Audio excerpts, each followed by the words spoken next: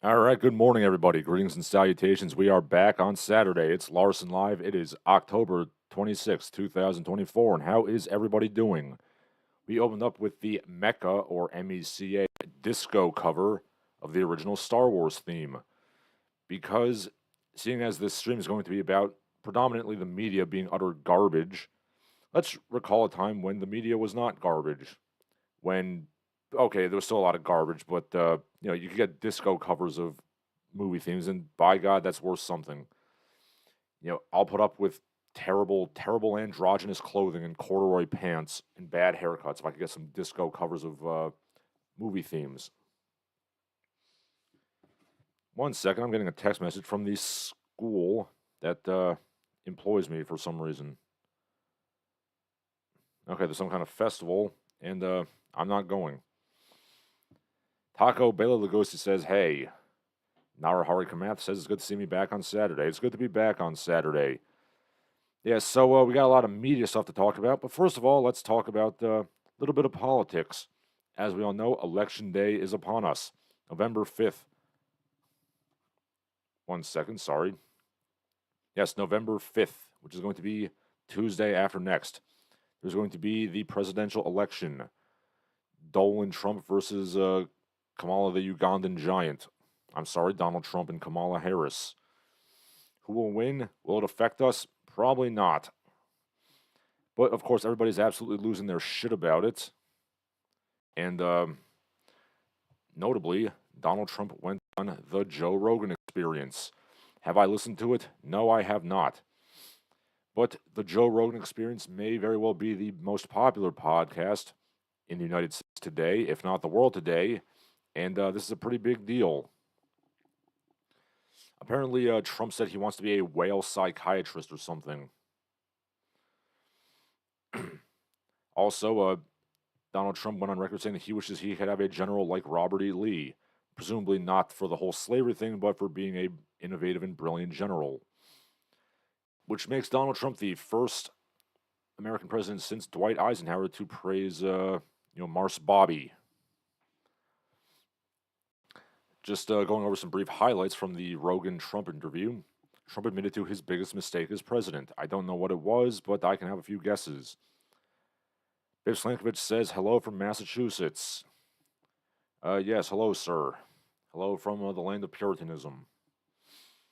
Anyway, number 2, Trump explains how he told Kim Jong-un to chill out and go hang out on the beach.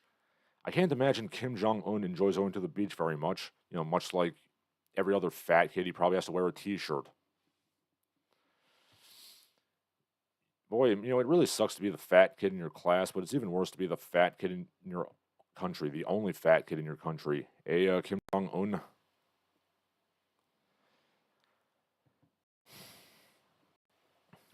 Okay, number 5.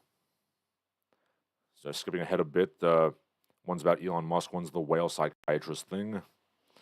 He apparently kicked ass running the treadmill at Walter Reed Hospital, which is kind of amusing because Donald Trump, by all accounts, does not exercise and eats McDonald's like it's going out of style.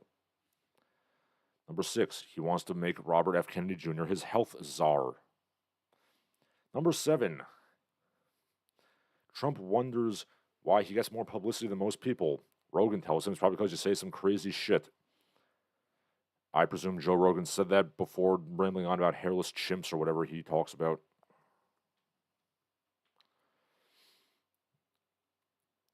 Number 8, Trump tells Rogan that he knows him better than his own wife.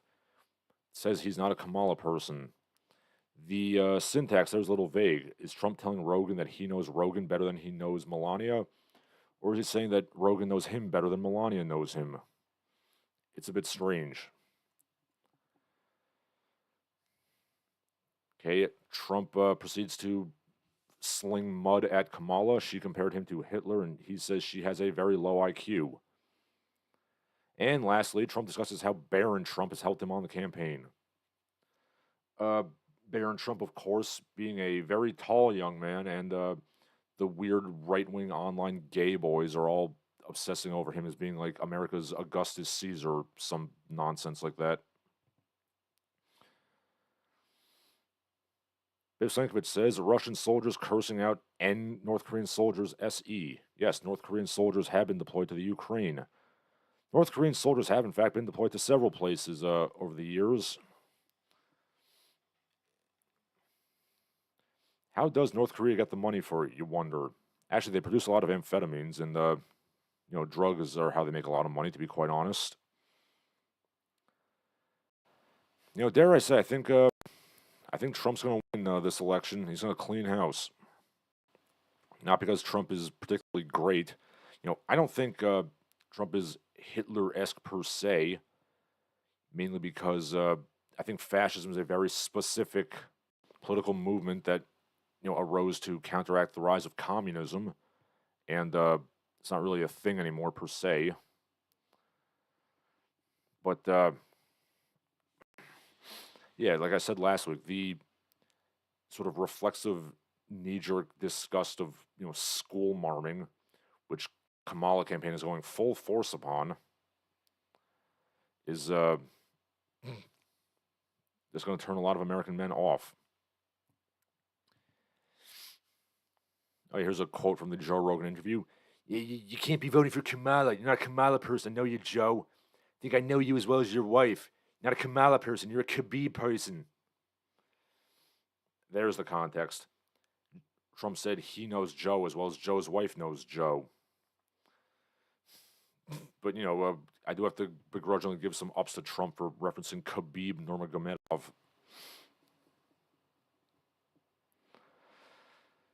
Speaking of the Trump campaign, Trump is also saying that he will abolish the income tax completely and bring back tariffs.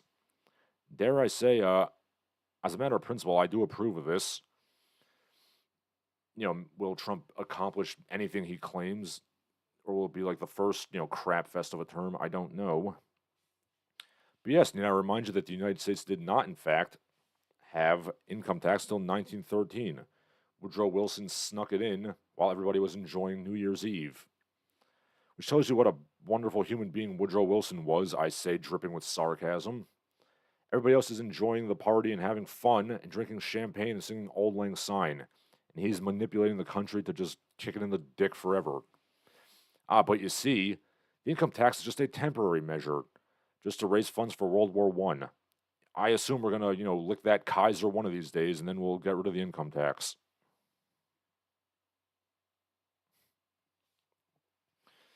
Well, it's amazing how we had 10 viewers, and then we went down to 5, and now 6. Narahari Kamath says, I agree, he's not the best, but he's a lot better than Kamala. Narahari Kamath says, Americans in their comfort have no idea what fascism is. North Korea is a mild form of it. North Korea is like Jucha ideology is really weird. It's like, the closest thing I can say to it is, it's like the online, Nazbol people, like the National Bolshevists. That's probably the closest thing I can say what Jucha is. It's like, they're hardline Stalinists, but they're also fascists in that they believe that North Koreans are like the purest of good people, and they need to be preserved at all costs. Communism with North Korean supremacy. Pony Throat says, Kamala Harris is like Hillary Clinton, but less so. Robert Diaz says, Kamala's gimmick is, I'm a woman, vote for me because I want to be the female president. It's not a solid marketing strategy. Well, I mean, that and the, Glenn Waltz, the second lady, literally being a finger-wagging schoolmarm lecturing men on how they need to do better.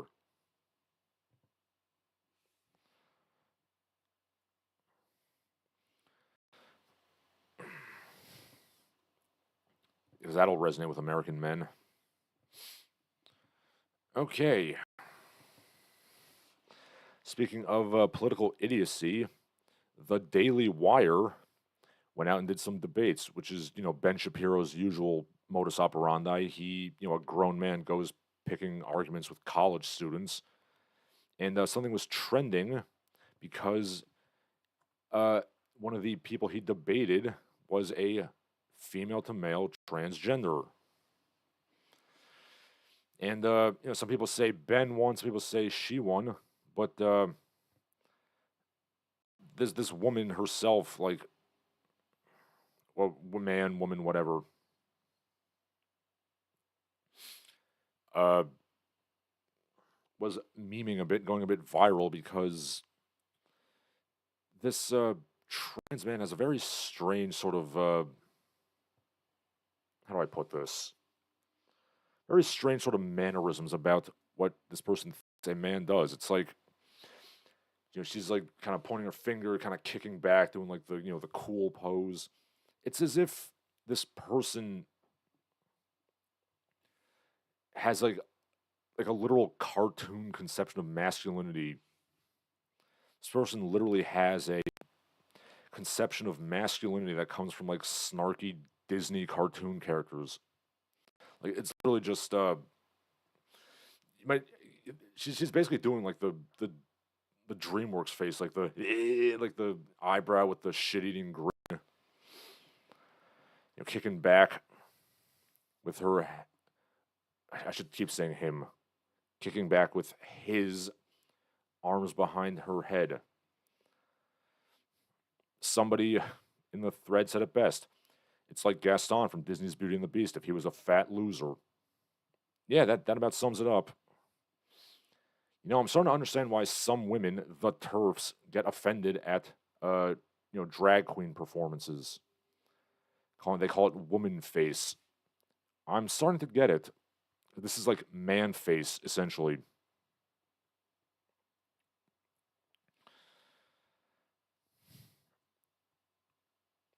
I mean, I suppose this person, who I'm going to assume was just afraid of going through female puberty, as many girls do, just had a very narrow conception of masculinity from cartoon shows. I mean, at the very least, like you could watch some like Charles Bronson movies or something.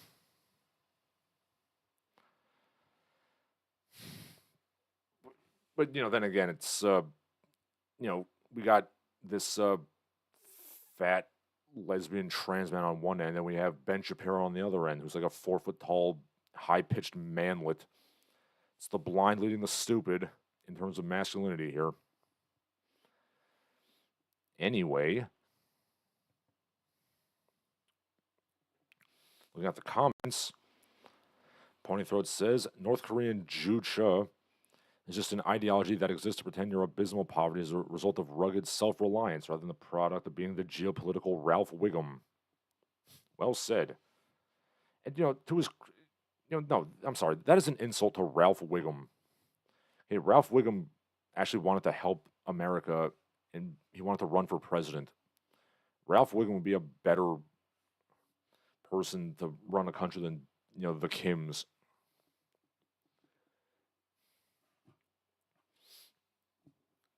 I would say that North Korea is sort of like the geopolitical equivalent of being a brappy, but I couldn't think of any Simpsons characters who were brappies, but other than like the crazy cat lady. Yeah, let's just say that North Korea is the geopolitical equivalent of being the crazy cat lady. Okay, I will not tolerate this Ralph slander, sir. Okay, what is going on with my viewers today? It's like it went to 5 to 7 to 8 to 9. Anyway, talking more about politics. Joe Biden today formally apologizes to Native Americans for the residential schools and things like that. I had the solemn responsibility of being the first president to formally apologize to Native peoples, Native Americans, Hawaiians, and Alaskans for what happened during the Indian boarding school era. It is long overdue. Well, correct me if I'm wrong, but I believe the Secretary of State formally apologized to Natives in the year 2000. But, okay, I guess he's the first explicit president to do so. Kind of rushing this out right before the election. I can't help but notice that.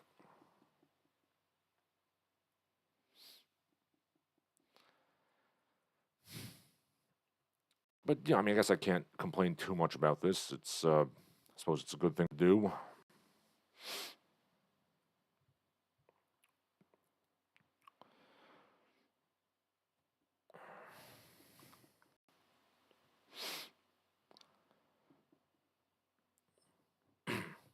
Okay, so no comments. We can just move on. Looking at Twitter right now, I see Victor Hugo is trending. I click on expecting to see something about Les Miserables, but apparently it's not. Apparently, Victor Hugo is a Brazilian UFC fighter. UFC 308 happened in Abu Dhabi, and I didn't watch it. It was basically a catch weight fight. Victor Hugo Pere missed weight by 10 pounds, but they still took the fight regardless. Fighting against an Afghan, Farid Basharat.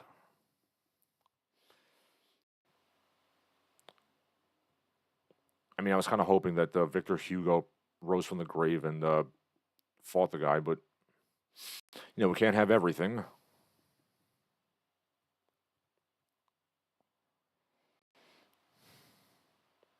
Not a single person is referencing Les Miserables or The Hunchback of Notre Dame or The Man Who Laughs, and I'm very disappointed.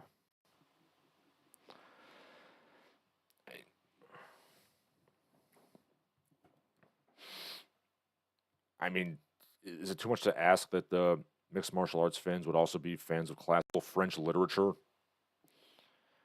I mean, I'm a fan of both those things, and by God, you should be able to as well. Well, it took scrolling for 5 minutes, but I finally found somebody who made a joke about Victor Hugo, the writer, and Victor Hugo, the fighter. Oh, by the way, the guy showed up 10 pounds overweight and he still lost the fight, so, bang up job, shit dick.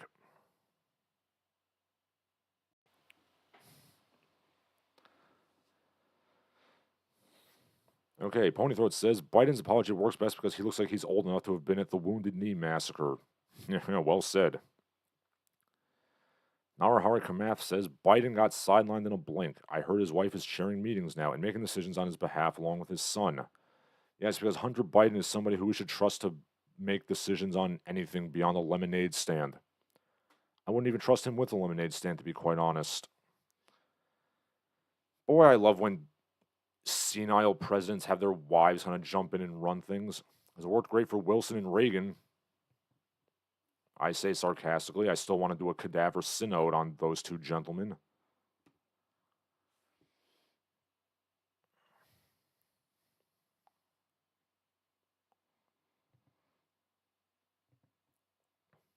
Anyway, let's move on from politics.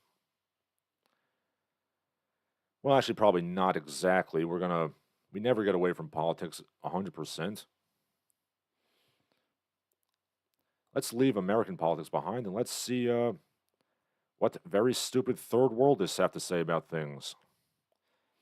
Now, by the way, when I say third worldists, I don't mean just people who live in countries that were unaligned with the Soviets or the United States. I mean people who are just these really resentful pain in the asses who try to whitewash their own history and demonize the people who are currently running things. There's yet another debate about colonialism on the Twitter machines, which is to say whether or not the Arab conquests and the spread of the Islamic religion could be considered colonialism or not. So says John Aziz. The impact of Arab colonialism should be recognized in the same way as the impact of Roman, British, Mongolian colonialism, etc., showing a map of the spread of the Arab language and the rise of Islam. So saith Jeffrey Sachs. By the way, I love how a guy named Aziz is saying that Arabs were colonialists and a guy named Sachs isn't. Jeffrey Sachs says, I dislike this argument. If the word colonialism is going to do any analytic work, and it should, we should distinguish it from conquest and social assimilation. Yes, because colonialism is totally different from conquest and social assimilation. Yeah, I mean, I conquered your land and I forced you to speak my language and adopt my religion and culture, but it's not colonialism.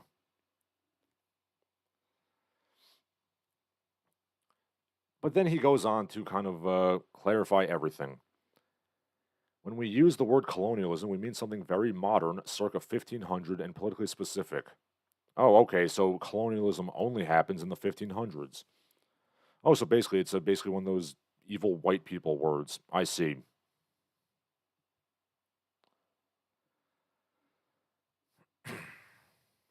Colonialism is when boats, apparently.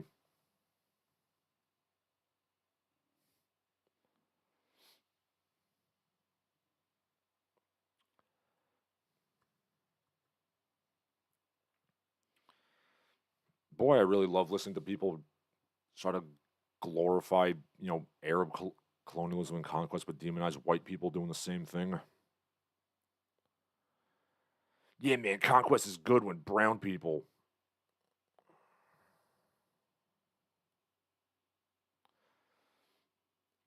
Okay, Ponythroat says Biden's lemonade stand, aka the AIDS for the lemon who can't stand. Well said. Narhari Kamath says that he feels it is different. Colonialism had economic exploitation as major objectives. I mean, when the Arabs conquered and they forced people to do the jizya tax, I mean, I don't see how that's not economic exploitation. Or, like, we take the Ottomans or something, which this jackass says, well, the Ottomans were only colonialists in the 1800s. Oh, okay, cool. So, when they were, like, conquering people, kidnapping little boys to be janissaries and kidnapping other little boys to be, like, gay prostitute clowns, kosheks, whatever they were called. It's totes different. I don't know. I don't know. I just feel like the only thing you should do is just compare, body counts and overall suffering. I'm not going to say that white people didn't do a shitload of suffering and pain and misery and slavery and such, but so did many other peoples.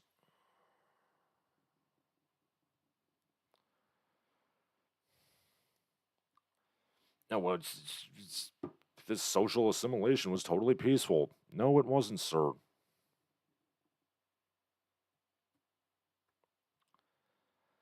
Oh, okay. So, going back to the Biden thing we were just talking about. Well, I guess forcing the Indian kids to go to residential schools was just social assimilation. So that was a good thing, apparently.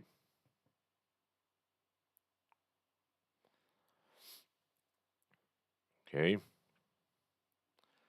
Narahari Kamath says conquest like the Islamic ones are about pushing Arab language, culture, and religion, wiping out others in the process. I mean, it's potato potato. He then says they're both bad, not favoring one over the other. Yes, I agree. Like, we should certainly learn about the bad things we did. I say as Americans or white people or whatever. We should learn about the bad things other people did as well. Conquest part is still continuing, by the way. Yes, it sure is. Ponythorpe says the difference between colonialism and conquest is that countries get better after recovering from conquest. I don't know about that. Robert Diaz says Africans and Native Americans practiced exploitation by enslaving the losers. I know, I don't personally see much of a difference between colonialism and conquest. Unless you're I mean, I guess maybe like pushing like the whole white man's burden thing, but you could argue that plenty of non-white people kind of forced their culture and language on the conquered people as well.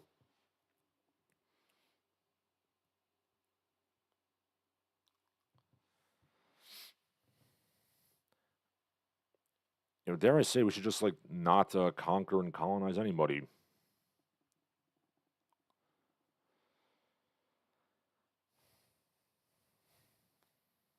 But that would be crazy talk.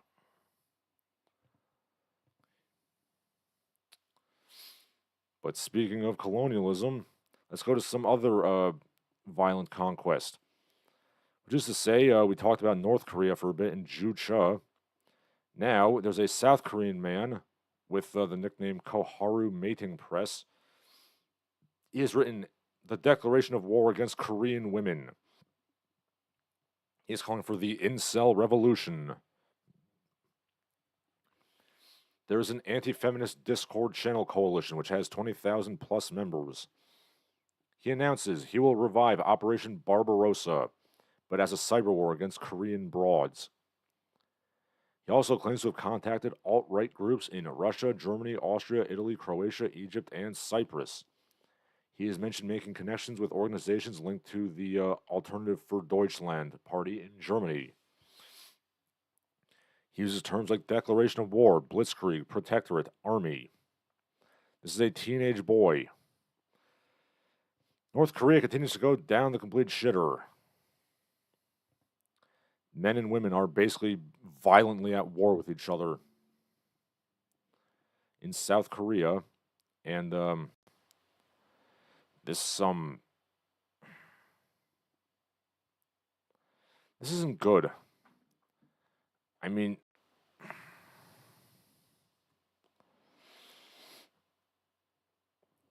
I don't. A country where the men and women openly despise each other is not going to last very long. Dare I say that North Korea will just be able to walk across the border without firing a shot in the next 50 years or so. I'm not going to pretend I'm an expert in Korean politics. I don't know why men and women are so violently against each other nowadays. You got the 4B thing with the women, they're just like rejecting all men.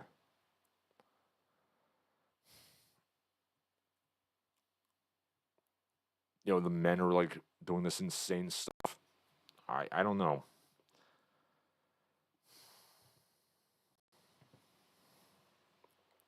Narahari Kamath says, "Are you sure he's not Kim Jong Un in disguise? He may be." Sibung Messiah says, "The Manchurians are in the Qing dynasty. All the men were forced to wear the Q hairstyle." Yes. Yes, they were.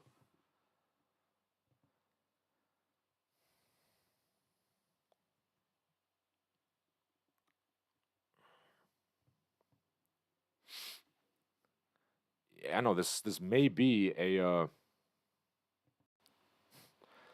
the with regards to the South Korean thing, this may be an elaborate North Korean psyop. Like I do know that there are TikTok channels and Twitter accounts like pamphlets that spread anti-American propaganda from the Chi-Coms. So it might be a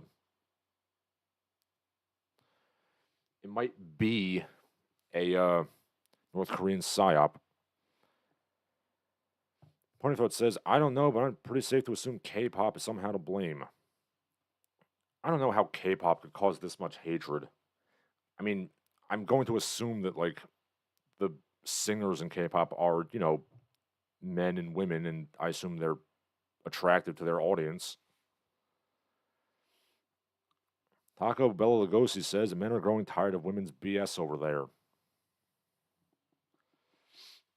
Yeah, I'm not gonna pretend like I know what's going on in South Korea, but doesn't seem good. And I think North Korea Jucha might win by default. I mean, I don't know what North Korea's fertility rates are like, but by definition, it's got to be better than South Korea's.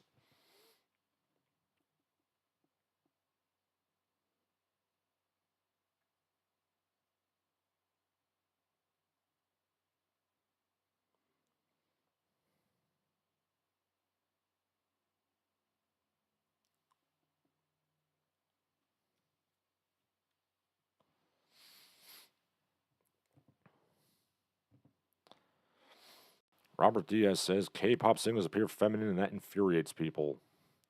I mean, I don't see the K-pop things being any different from like '80s glam rockers, kind of fopping it up. That's what works for them. That's what works for them. C-Punk Messiah says it's the fans who are insufferable. K-pop is not pleasant to listen to, but their fans are way worse than the music itself. I have probably listened to about 1 minute of K-pop in my entire life, so I can't really comment on it. I mean, I did hook up once a long time ago before I met my wife with a K-pop stan.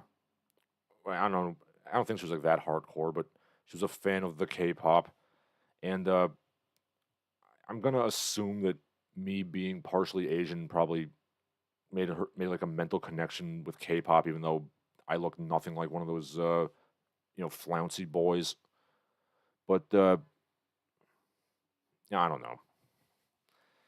Boy, I hope South Korea gets its shit together at some point because this isn't good.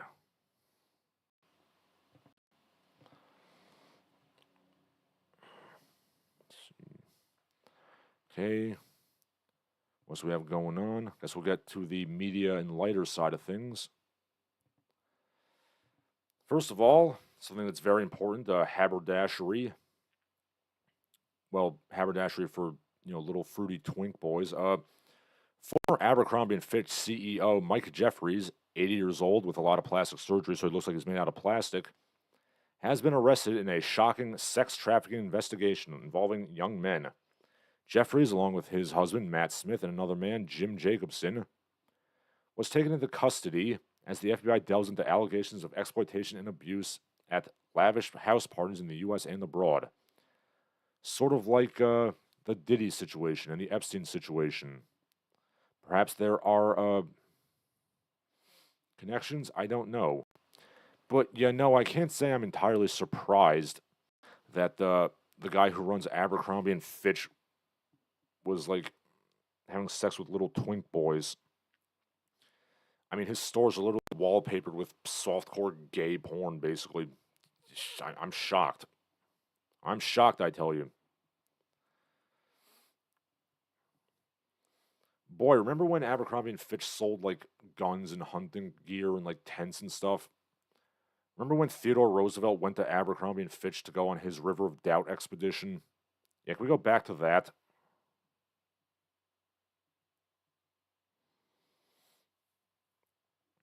Looking at some comments, the boys are still talking about K-pop.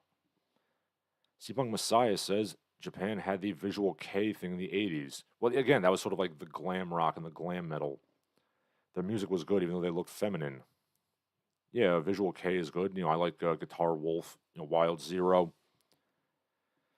Narahari Kamath says, especially in the third world, I think Koreans and Japanese are okay. I think something got cut off there.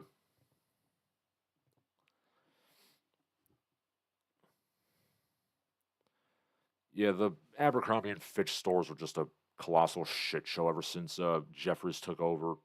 There was like racist allegations. There was like the what do you call it, exploitation of teenage sexuality thing. Yeah, I don't think I've ever bought anything from Abercrombie and Fitch.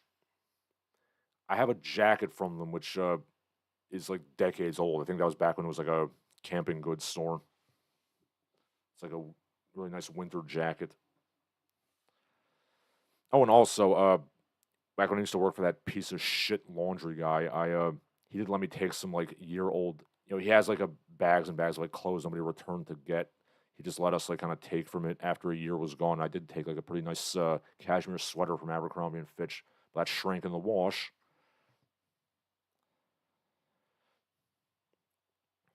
Narahari Kamas says reducing population. Yes, the populations are reducing all around. Birth rates are in massive decline in America, Canada, Europe, Asia, everywhere except for sub-Saharan Africa. This will make the next century pretty interesting. Pointy Throat says Abercrombie and Fitch, pre-ripped jeans and pre-ripped neg holes. Yes, Mike Jeffries was ripping all the neg holes. Oh, here's the best comment from Too Late Blue on Twitter. I'm pretty sure that this guy was the guy you fight in the bottom of the well in Zelda Ocarina of Time, referring to the dead hand.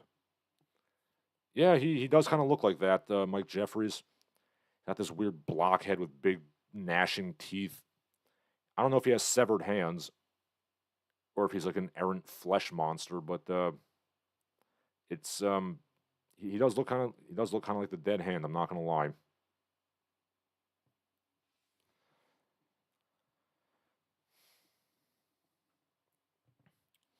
Yeah, I know all the douchey prep school kids that I went to school with. They wore Abercrombie and Fitch.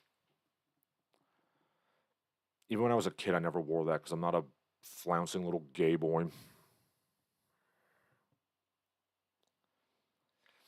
Taco Bela Lugosi says I never shopped at Abercrombie and Fitch. Went in one of the stores and walked right out. I was like, nope. Yeah, pretty much.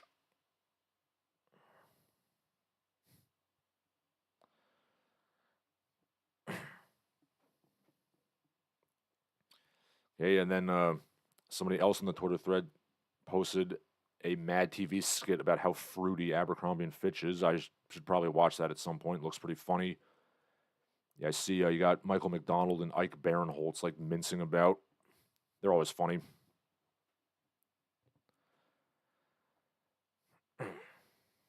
Okay. Now let's go to the media full time.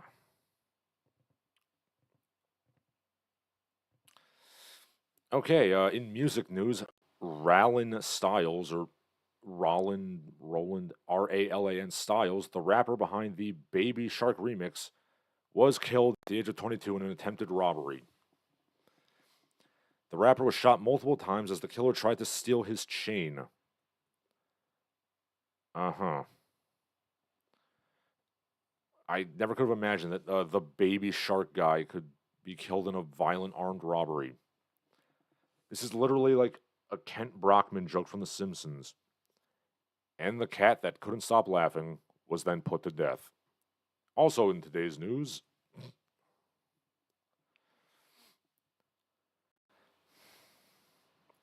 dare I say you shouldn't walk around with a massive gold chain. It tends to invite people to rob you.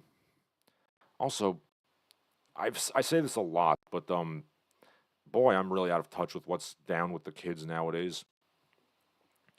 I try to be down with the kids at school when I'm teaching them, but I don't know, like they reference all this crap that I don't know about. Meanwhile, I'm referencing like the Orson Welles frozen peas commercial, and nobody gets that.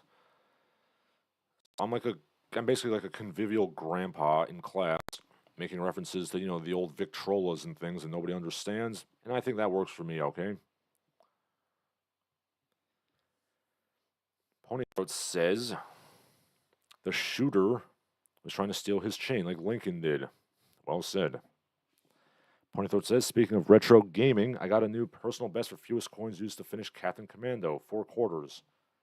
Very good, sir. I have beaten the original Metal Slug with about the same. It's pretty good.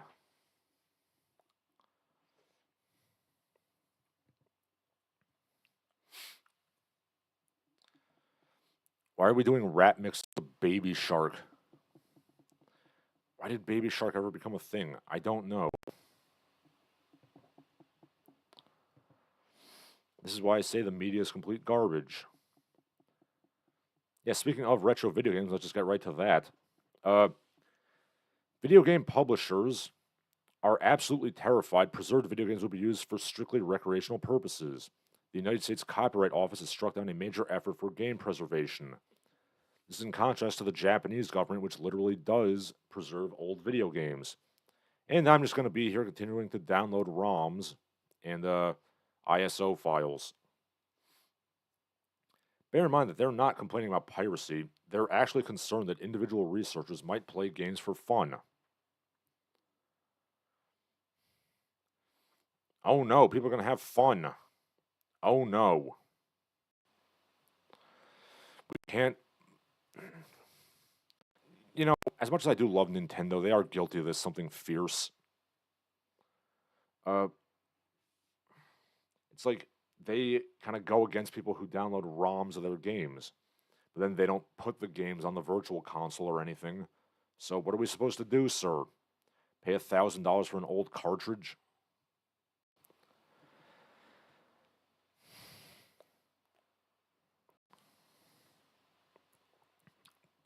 I guess we we can't play old games for recreational purposes. Are we gonna have to like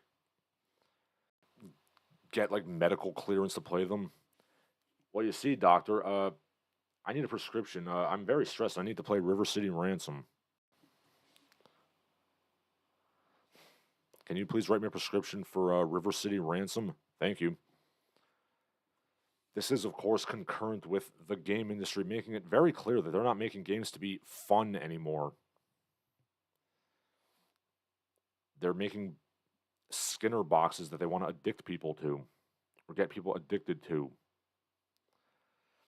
Once again, play the old games and play the independent games. This is literally like saying, we can't publish old books. People might read them for fun.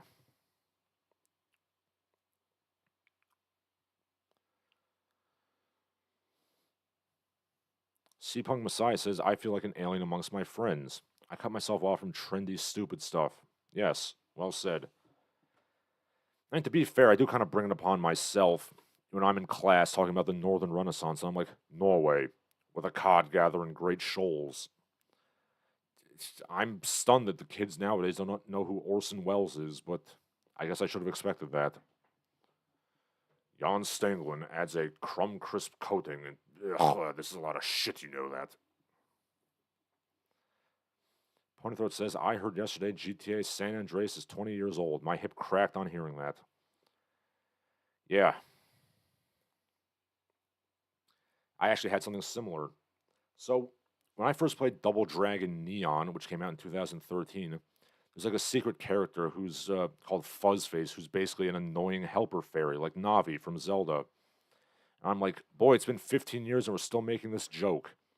Then I thought about how Double Dragon Neon came out 11 years ago.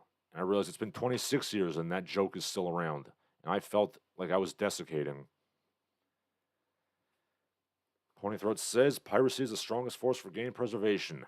It really is. I don't know. My opinion is if you're not going to put the game on the market, then don't whine when people pirate it. Either put the game on the market or shut the hell up. Robert Diaz says, as a toy collector, I look at stuff like Skibbity toilet figurines with a level of how the hell does this exist? I mean,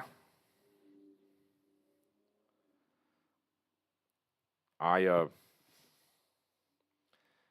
occasionally I go to Target and I occasionally have to walk through the toy aisle and I see that like Kylie Jenner has like fashion dolls and I want to put my fist through the wall. Pony Throat says my first video game system is now 40. Yeah, yeah.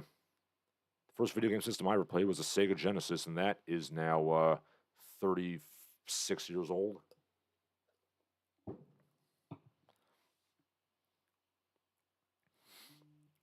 I sold all my retro games except for my original Game Boy copies of Link's Awakening and Kirby's Dream Land, which I have for purely sentimental reasons in my memory box. I will not part with those, even though I can no longer play them. They still work, but, I don't have a Game Boy. Oh no, we can't. How dare people play games for fun?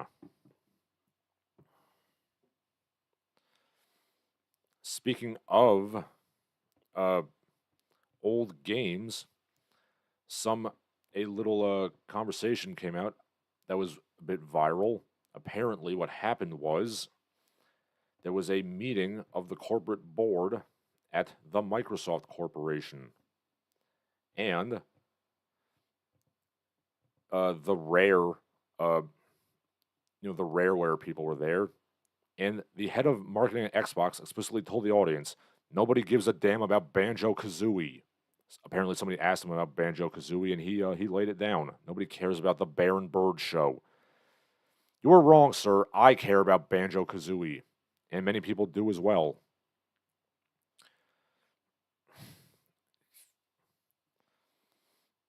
I mean, you made people not care about Banjo Kazooie because Nuts and Bolts was a complete crap fest.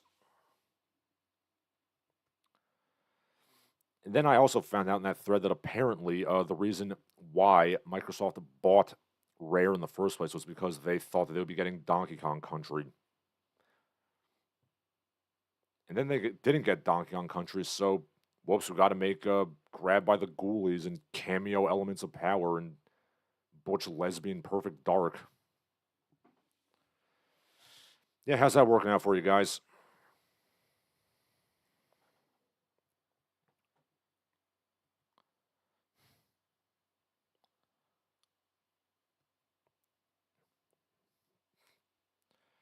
People still, I don't know, maybe people don't care about Banjo Kazooie. I do. It's good stuff.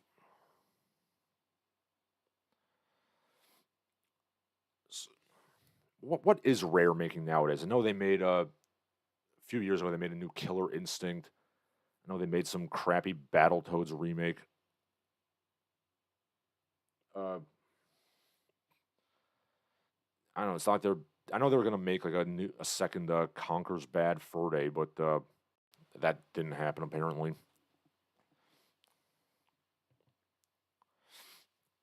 Ponythroat says, didn't somebody from Rare recently confirm that Banjo went balls deep in the bird? Guh. I don't think that happened, Ponythroat. I don't think Banjo and Kazooie had sex.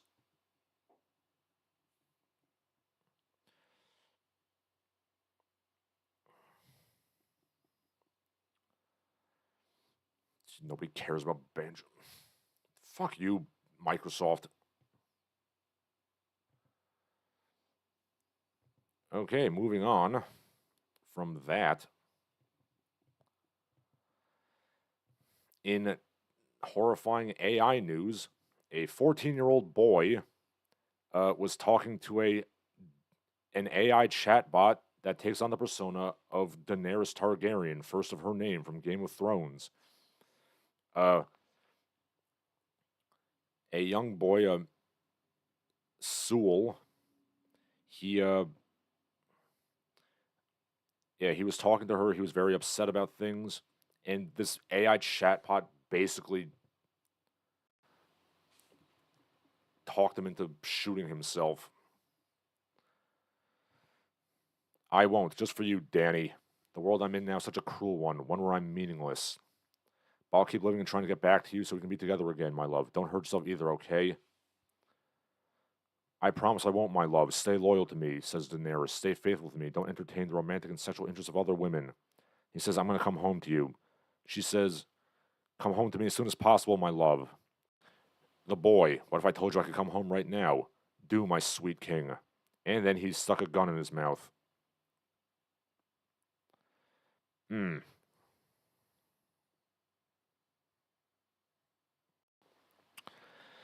Boy, this isn't great. I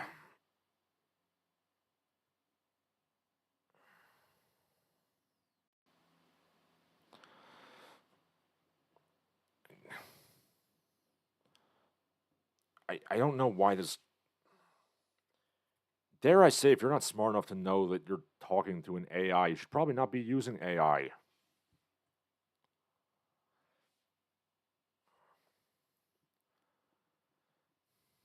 Boy, that's horrendous. Where were this kid's parents?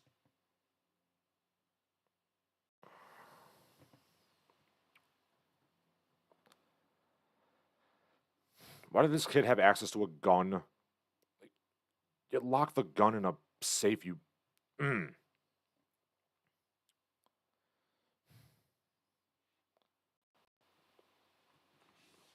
Weak-willed men using AI, shitty parenting, and bad gun safety. It's a trifecta of stupid.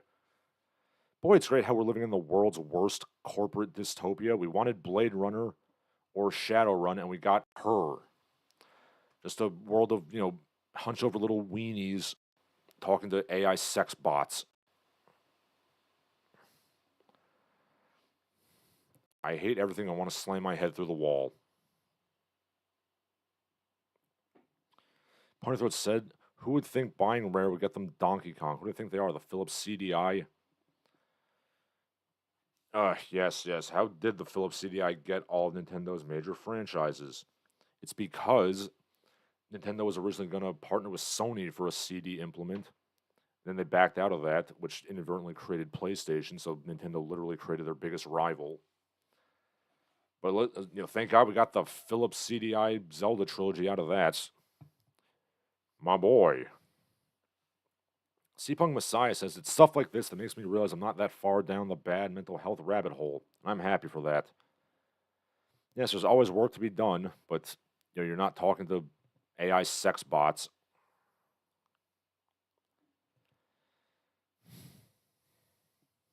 Yes, the computers are still screwing us over. Speaking of, remember how a few months ago I talked about how Chik-Fil-A is going to start creating original programming? Yep. The first trailer for Chick-fil-A's original animated series, The Legends of Evergreen Hills. It looks like absolute garbage. It looks like generic CGI slop. Everybody's, zigzagging around. It's there's like a drone and there's like fighting and adventures and This is going to be on the Chick-Fil-A streaming service. What does this have to do with chicken?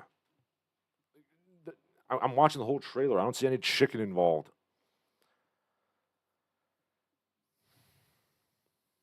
Okay, I see a wolf and a snow leopard. Are they going to be the chicken?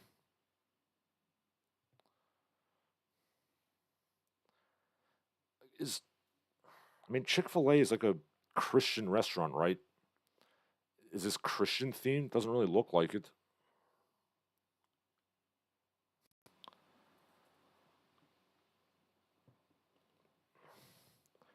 We got Chick-fil-A making... I guess this isn't a new thing, because, like, McDonald's had the, McDonald Land characters, which they actually ripped off from Burger Chef. And then, Burger King had, like, the Kids Club, and didn't Wendy's have some shit, too? So I guess, shared cinematic burger universes are not,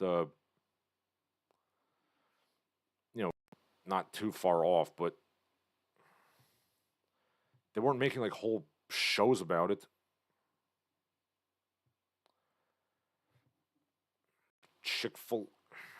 Chick-fil-A, the animated series.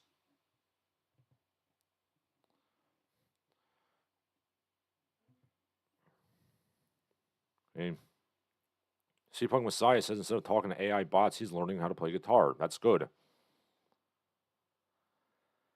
Part of what says Nintendo had to deal with Sony that fell apart. Part of the severance, Sony made some of the most successful consoles of all time, and Philips got to make the Zelda CDI games. Yes, the unholy alliance of Nintendo, Philips, and a bunch of very poorly paid Russian cartoonists. This is illegal, Yes. And we're not talking about Philips CDI, we're talking about garbage Chick-fil-A cartoons.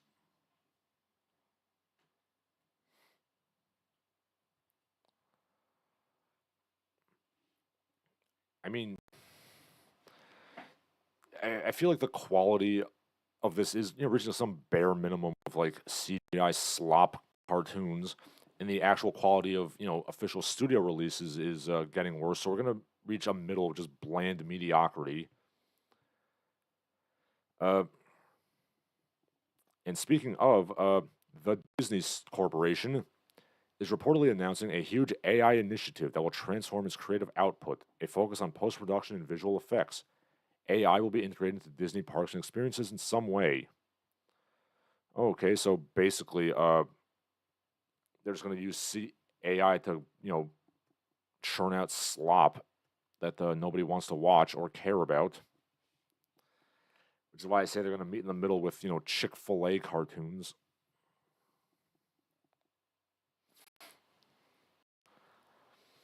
Say what you will about Walt Disney. I don't think he would have approved of this.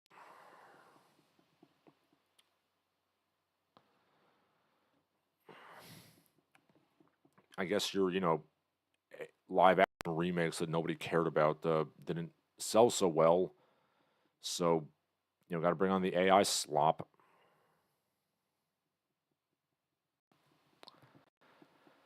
Could Disney stop being shitty for just like 1 second? I'd appreciate that.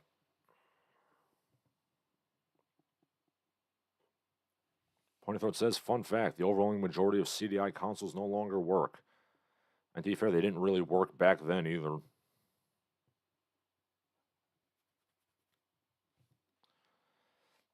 The Philips CDI was not a good console. Was there a single good game on the CDI? That horrifying feeling when you realize that the, shitty half-assed Nintendo spin-offs were like probably the best games on that console.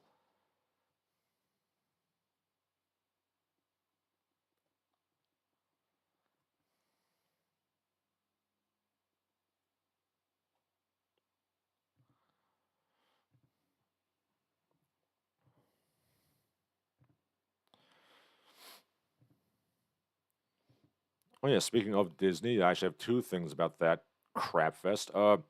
Disney apparently announces a Prince Charming prequel movie starring Chris Hemsworth, this 45-year-old man, as a prince, because that makes a lot of sense. And finally, there's yet another Star Wars whoop-de-doo they're throwing at the wall. It is astounding how Disney bought a billion-dollar brand and just ruined it completely. We have a new look at, some CGI Beanie Baby that we're supposed to fawn over for the next couple of days. His name is Neil. He's a blue elephant man, but apparently not the same species as Max Rebo. This is Star Wars The Skeleton Crew. I don't know what the hell this is.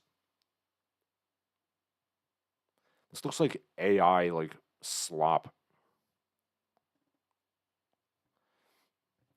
Okay, Neil, portrayed by Robert Timothy Smith, is a young blue-skinned alien with some intriguing similarities to the Ortolans, Max Rebo species. But apparently he's not Ortolan because he has a mouth. So this is the latest, Glup Shitto we're supposed to, care about. I'm embarrassed to admit that for a very long time, I thought that Glup Shitto was an actual Star Wars character. No, apparently it was from a joke Twitter post where a guy was like, oh my god, Glup Shitto is my favorite character. It was like a fake character.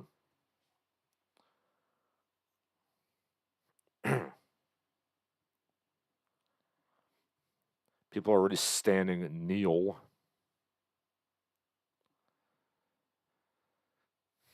Remember when there was like a 10-year gap between Star Wars media? Now we have like a new Star Wars thing every 5 months.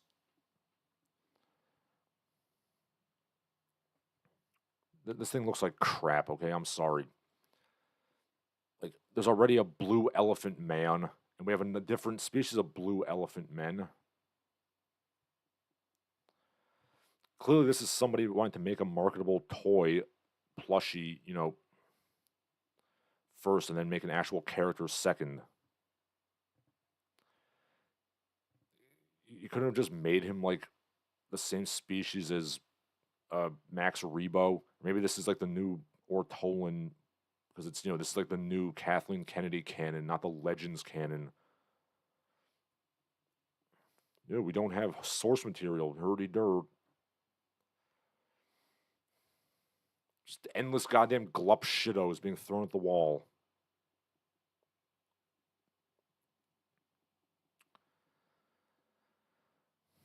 Okay, Ponythroat says the CDI tied critical functioning to a timekeeper battle with a lifespan of 20 years. That's battery, sorry. CDI came out 33 years ago. Again, the CDI I don't think had a single good game, so, good riddance to bad rubbish. Seapunk Messiah says clearly those people have never heard of refractory periods. I don't know what he's referring to. Is it just the endless, Glup Shittos we're supposed to care about? Glup Shitto and Blam Supplebutt.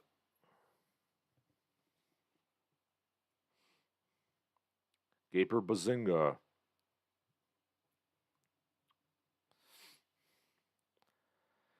All this shit, and we still haven't brought back Jaxon the Space Rabbit.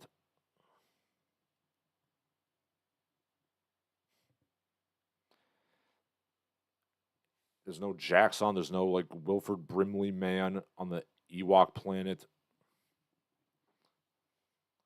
There's so many characters we can make, but we gotta keep bringing back Glup Shittos. Seapunk Messiah says, yes, I'm referring to the endless Star Wars content.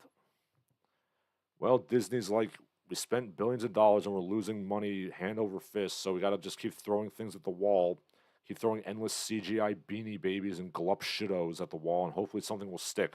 Please, for the love of God, something stick.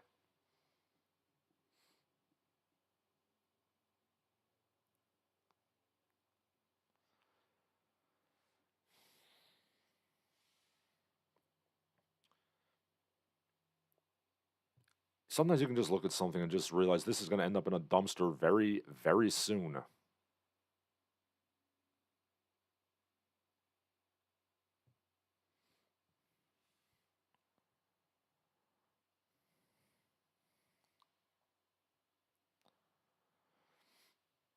I mean, this is really making me long for Max Rebo and the Jizz Whalers, the electric jizz machine.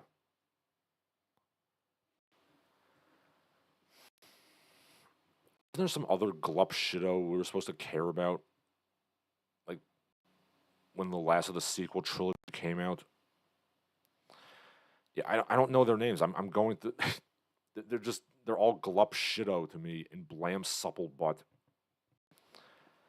They just want to force this meme. Yeah, and you know what I'm just going to say? Baby Yoda Grogu is also a Glup Shitto. They're all Glup Shitto.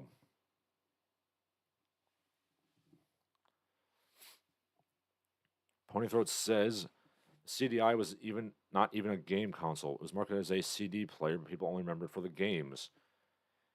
Well, how could you forget games like Wand of Gamelon and Hotel Mario and The Man with No Name, or the Town with No Name? Narahari Kamath says, I suspect Disney and others are managing money laundering operations. These garbage movies obviously do not cost much for them. I guess so. Like, remember when Avatar 2 came out and literally nobody watched it, but somehow it made billions of dollars? Something fishy is going on with money. I don't care for it. C-Punk Messiah says, I admit I found the female Rodian from the Max Rebo band attractive when I was a kid. Hey, those Twi'leks really do it for you. They do it for me. You have the Twi'leks, the Rodian. I never cared for size snoodles, but that's I don't want to be racist or anything. Punthroat says torrents of jizz spurt from Max Rebo's saxophone. Excuse me, sir. Max Rebo plays the organ, which makes the innuendo even worse.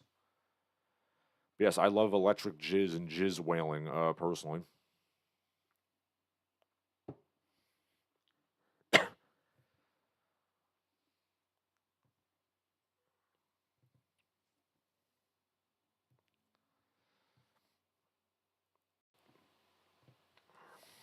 Yeah, seriously, my advice to Disney, can we, not do Star Wars for, a year or two?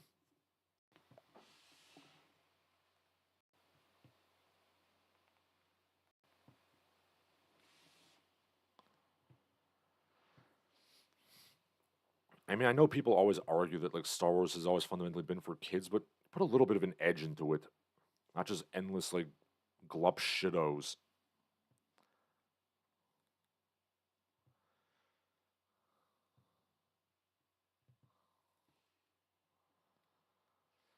Ponythroat says, we need more Han Solo imposters like Dash Rendar.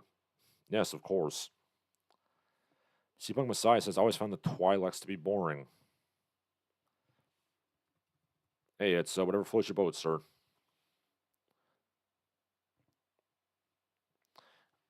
Trying to think.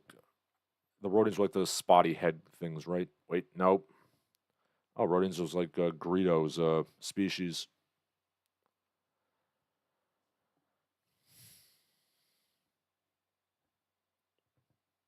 I was thinking of that spotty Mohawk girl.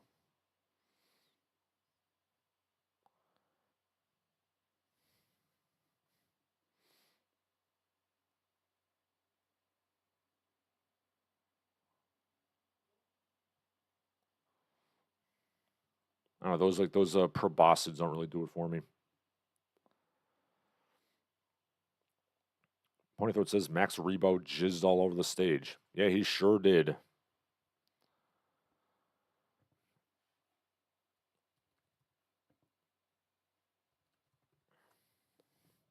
I gotta look this up. Do ortolans have I feel like they walk on their hands kind of.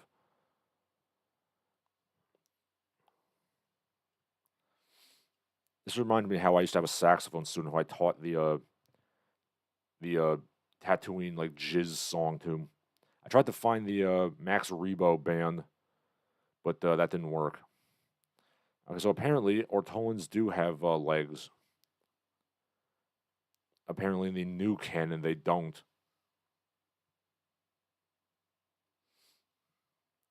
In comic books they have they wear little loincloths and things.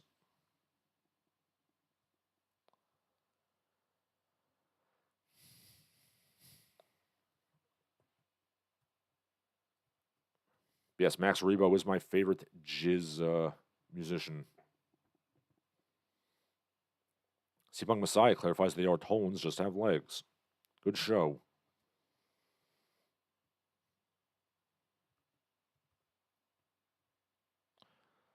Yes, Maximilian Rebo, an Ortolan.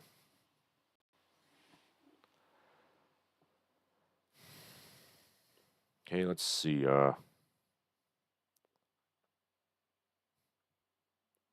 Phil Tippett, special effects wizard, says there's a little band made of stupid-looking monsters who play ridiculous instruments. Well said, sir.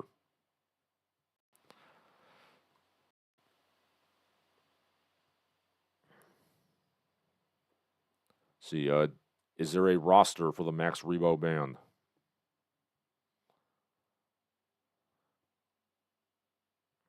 The Max Rebo band, originally known as the Max Rebo 12, and before that, Ever Orbis and the Galactic Jizz Whalers, were very popular. They had a residency at Jabba the Hutt's palace.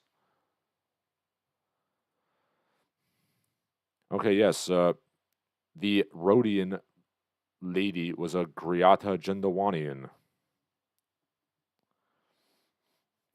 Then the spotty Mohawk girl was Ristal Sant, and the Twi'lek was Lin Mi. Boy, I can feel my virginity coming back talking about this. Okay, Ristal Sant was half Thelan and half human. Yes, because humans and aliens can interbreed. Well, I suppose if you ask Mr. Bolanos that, he would agree with you, but that's a whole different issue.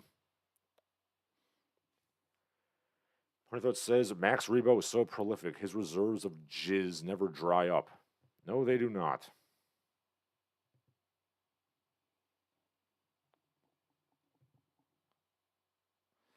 Okay, so with all this talk about jizz, that does it for my prepared remarks. You can say your last pieces now, should you desire. I'm going to go pour myself some coffee.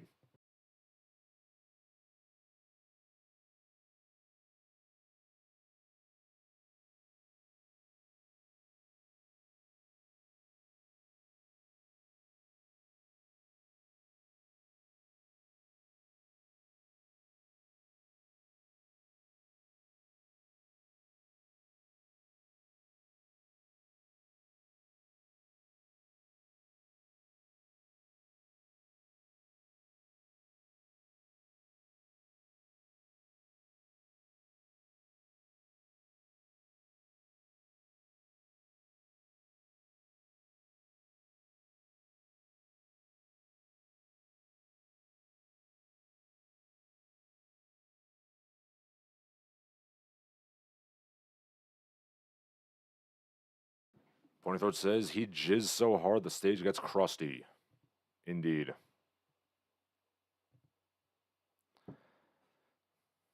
Okay, I'll give you one more minute to say your last pieces.